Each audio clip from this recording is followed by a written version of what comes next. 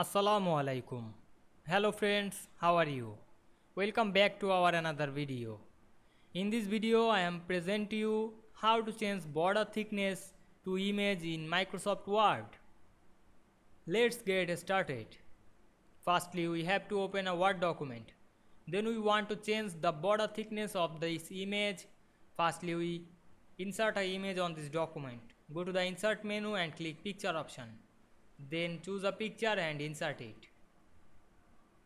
Now you can see here we insert a picture. Now we add border this picture and change the thickness of this border. Click the picture and go to the format menu. Then select the picture border option and choose any color. I choose the red color and again click the picture border option and choose the white. Increase or decrease the thickness. I increase the thickness 4 pt. Now we can see here we change the border thickness to this image very easily.